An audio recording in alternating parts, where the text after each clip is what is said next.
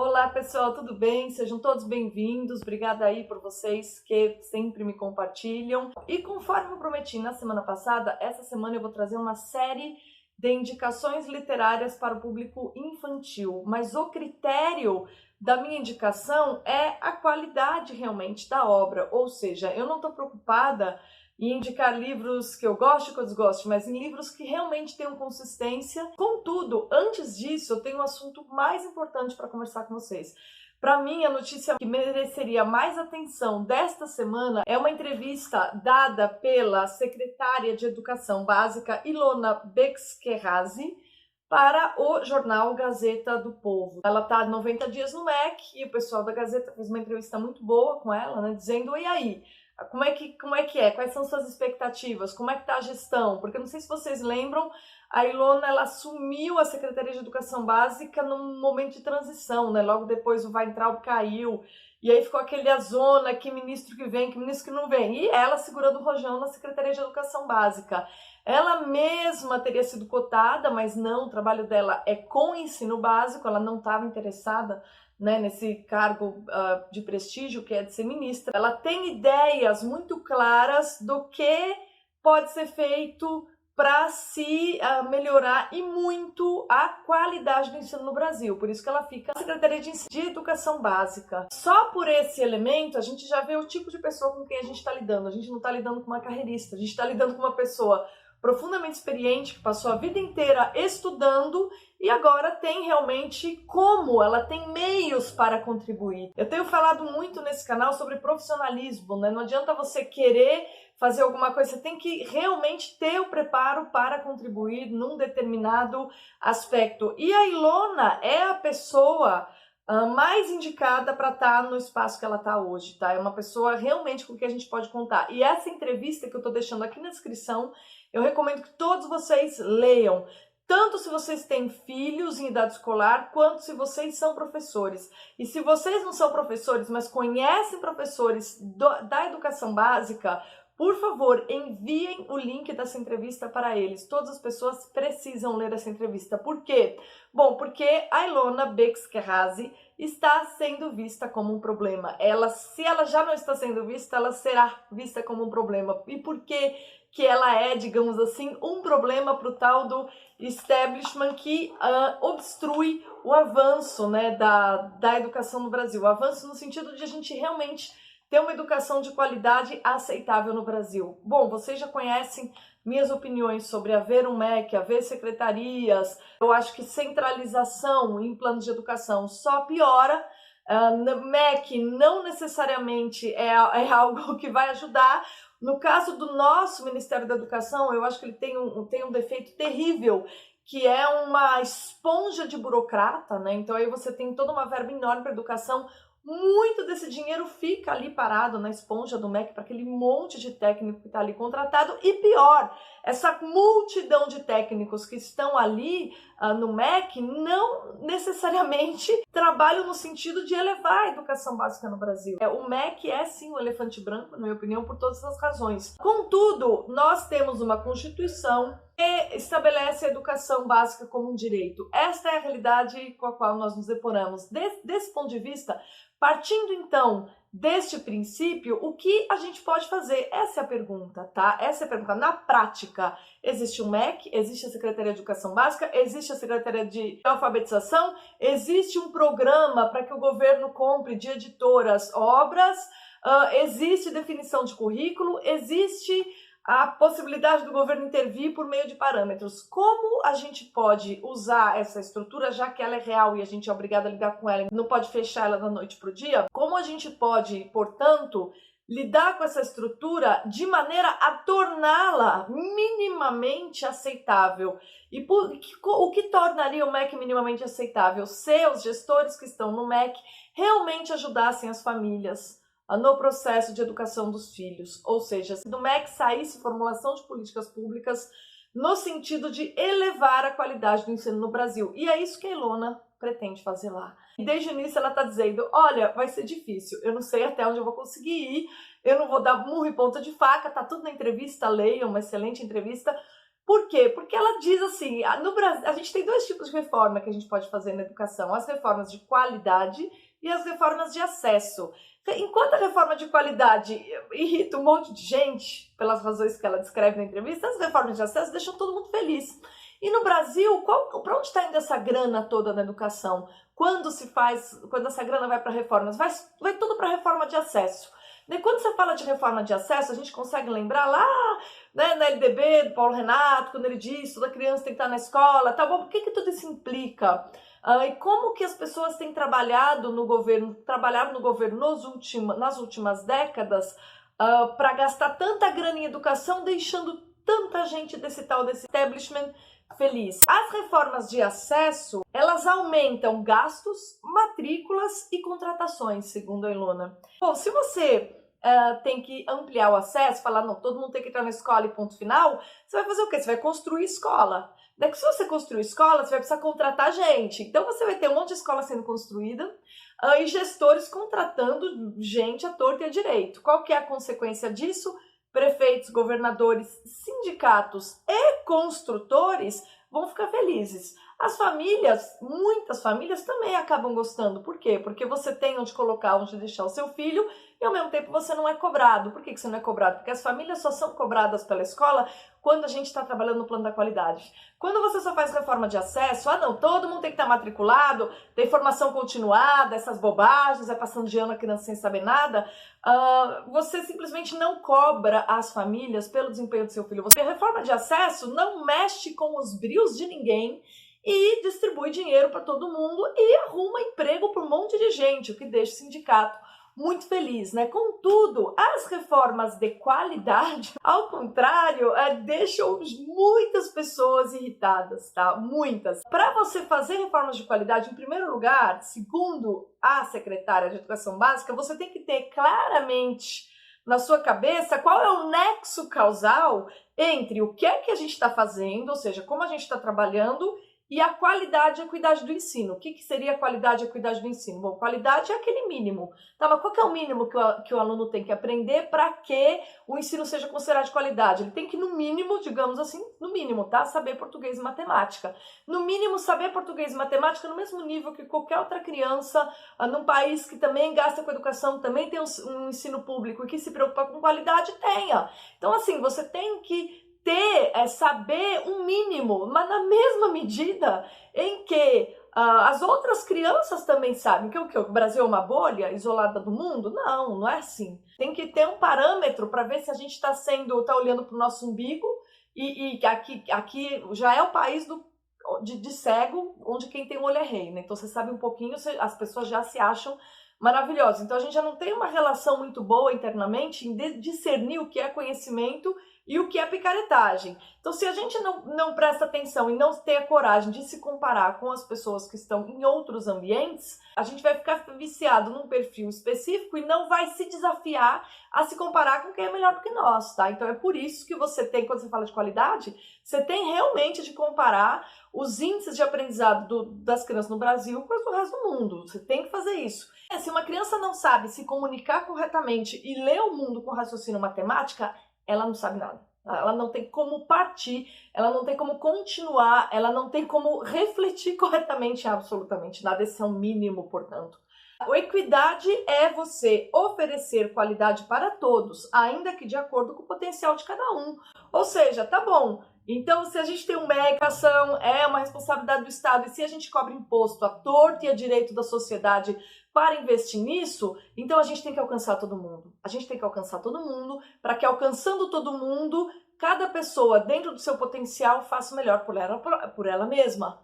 Esse é o ponto, tá? Esse é o ponto da relação qualidade e equidade. A gente alcança todo mundo, cada pessoa faz o melhor que pode dentro do seu potencial e esse melhor que pode tem que estar submetido a um critério de qualidade objetivo. O que é qualidade? É isso aqui.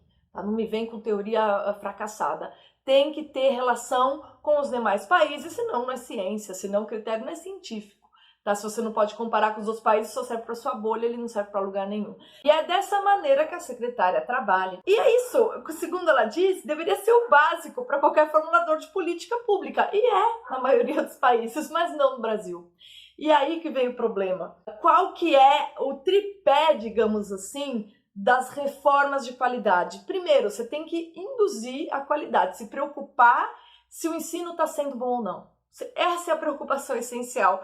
Segundo, você tem de absorver parâmetros e técnicas de avaliações internacionais. Ou seja, quando você avalia os seus resultados, você tem que comparar com quem pode ser melhor que você para ver se você pode melhorar ou não, ou se você é um picareta que está se escondendo atrás de uma teoria furada, tá? E terceiro, você tem de aprimorar políticas de formação docente, ou seja, você não pode esquecer que a figura principal nesse processo é o professor. Isso eu sempre falo, sabe? Não existe aluno desinteressado quando o professor é bom. Não existe. Você não vai encontrar um aluno que não tem interesse nenhum no que está acontecendo e não quer saber de nada quando o professor olha para ele como ser humano, fala, essa pessoa tem potencial como qualquer outra, não importa em que grau, vamos ver o que eu consigo fazer com ele. Quando você tem um professor consciente das suas responsabilidades e realmente empenhado na sua tarefa, você vai ter uma qualidade de ensino com pouca grana, tá? Com pouco recurso. Você não precisa de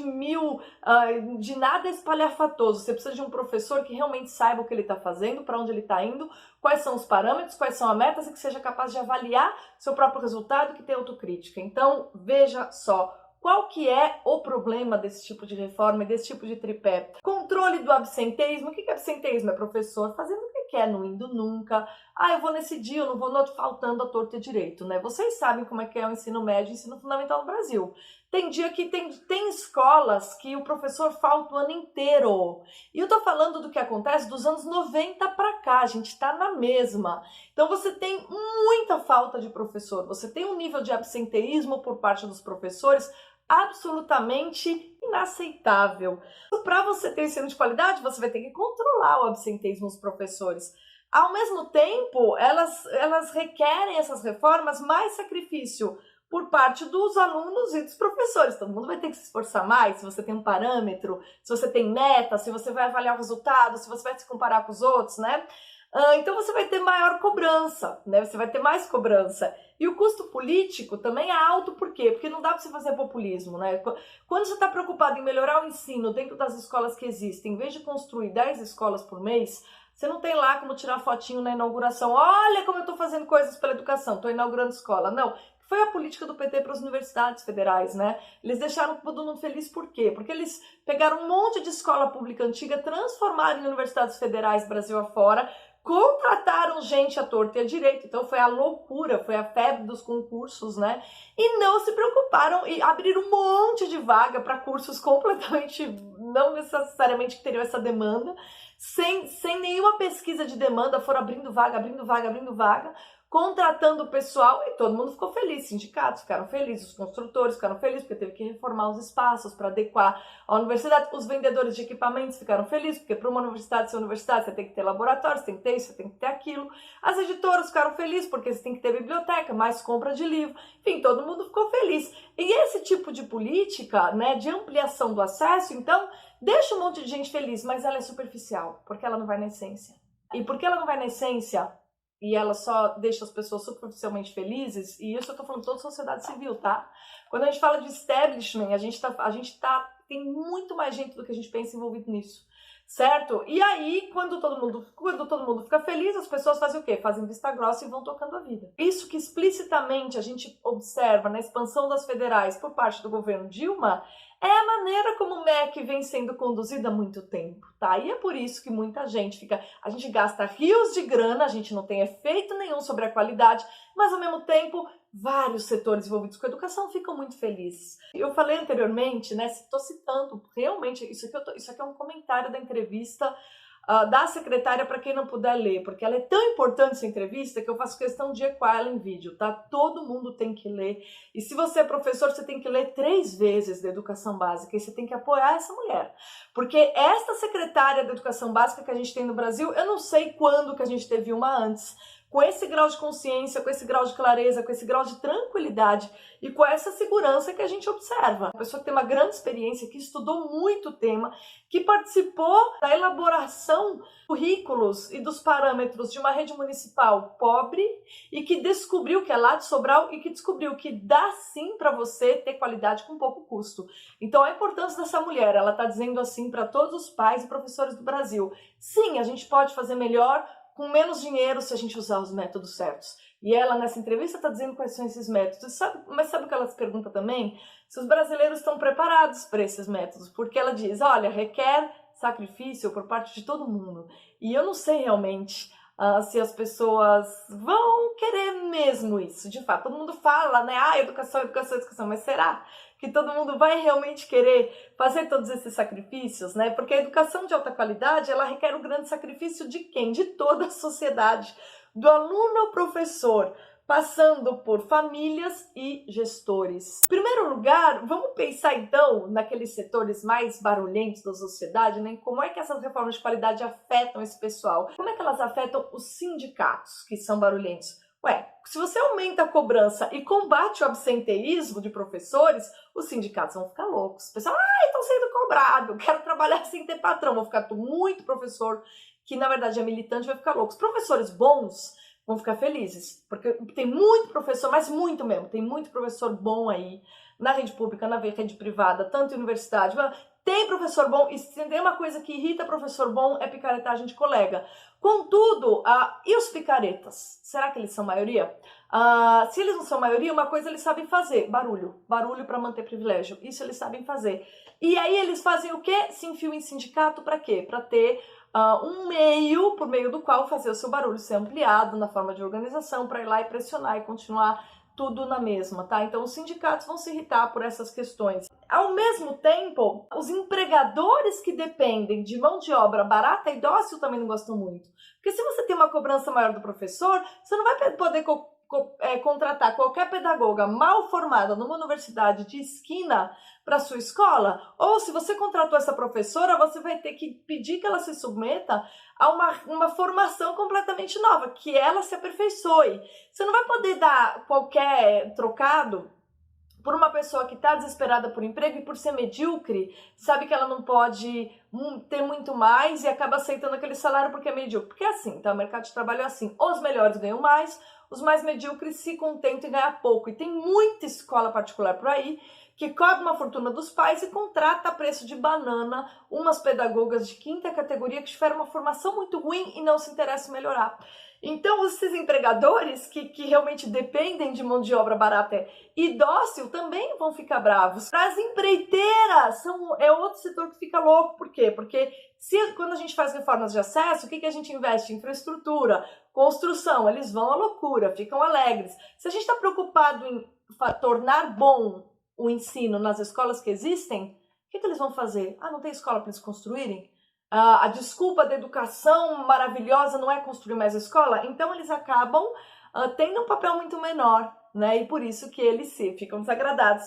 E por fim, e não menos importante, você tem o quê? As editoras. As editoras também se irritam com as reformas de qualidade, elas podem se sentir ofendidas, muitas editoras, porque quando a gente aumenta a cobrança por qualidade, as editoras vão ter que fazer um pouco melhor para se enquadrar no processo de seleção das obras que o Estado comprará para distribuir em todas as escolas, tá? Uma das coisas que fizeram com a Ilona, eu não sei se vocês sabem, ela é uma pessoa que reconhece o trabalho do Carlos Nadalim, isso é falado nessa entrevista, inclusive ela foi expulsa, ela foi, acho que, afastada da CBN por elogiar o trabalho do Carlos Nadalim, né? E ela, junto com o Carlos Nadalim, assinam, juntamente com o presidente do FNDE, o Programa Nacional do Livro e do Material Didático 2022. O que é isso? Isso é um edital. E que quando a gente abre esse edital, podem procurar lá, o edital PNLD 2022, tá? O que é isso? É um cadastramento por parte dos editores de uma série de obras, tanto obras didáticas quanto obras literárias, quanto materiais, tipo PDF, CD-ROM, todo tipo de material que se usa em escolas possíveis. E esse cadastramento agora, ele vai ser submetido a critérios, tá? Critérios que estão vinculados a quê? Estão vinculados ao tipo de trabalho que a Ilona defende, que é reformas de qualidade. Vamos focar na qualidade, que aí sim a educação no Brasil pode dar um salto. Se a gente não fizer isso, a gente está queimando dinheiro, gastando tempo, enganando as famílias, desrespeitando professores. Então, esta pessoa, o trabalho dela não está aparecendo tanto quanto deveria. As pessoas às vezes falam de assuntos que são menos importantes do que o trabalho que ela pretende levar adiante no governo Bolsonaro. Ela sabe que é difícil, ela sabe que é um establishment todo contrário.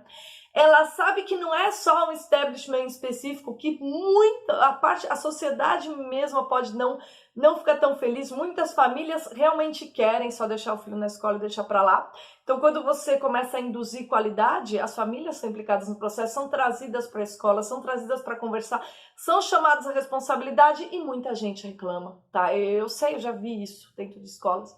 Os pais que não gostam, quando a escola fala, ó, seu filho tá tendo um comportamento estranho aqui, como a gente sabe que só pode vir de casa, dá uma olhada ali o que tá acontecendo. Ou, olha, o seu filho tá com desempenho muito baixo, o que será que pode estar acontecendo? Você tá fazendo a lição de casa com ele? Né? Eu não sei se vocês sabem que todas as escolas que têm um IDEB altíssimo, tô falando de escolas de infantis e de primeiro grau, tá? As crianças hoje são alfabetizadas no grupo 5. Então, a criança hoje é obrigatório, você entra com 4 anos. No grupo 5, que é o pré de hoje, né? Depois você tem o primeiro ano. No grupo 5, as professoras já ensinam a ler e escrever. Eu tô falando de ensino municipal bom. E você tem professoras que são brilhantes e ensinam mesmo, tá? Isso existe, isso é uma realidade no Brasil. A gente tem muita professora comprometida. E o que eu fico tocada, eu fico feliz que o trabalho dessa secretária é que ela tá olhando para essas mulheres, ela tá olhando para essas pessoas, ela tá olhando para as coordenadoras e para as diretoras que estão fazendo um brilhante trabalho com pouca grana. E ela tá falando, ué, por que tá acontecendo? Ué, elas se cobram, elas têm parâmetros, elas têm metas, simplesmente, né? E elas têm responsabilidade para com essa tarefa, que é uma tarefa vocacional, de fato.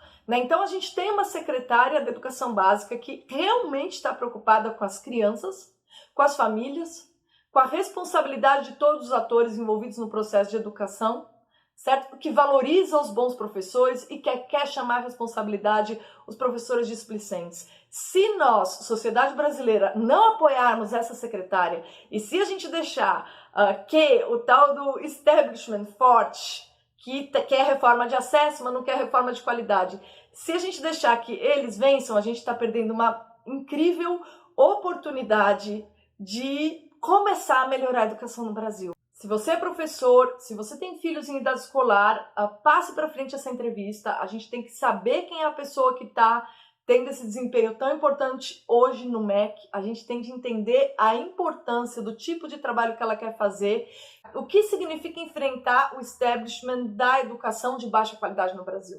É tudo isso que está envolvido nesse trabalho. Se a gente tem um pingo de responsabilidade com o futuro dos nossos filhos, a gente tem o dever moral de saber quem é essa pessoa e apoiar o trabalho que ela faz.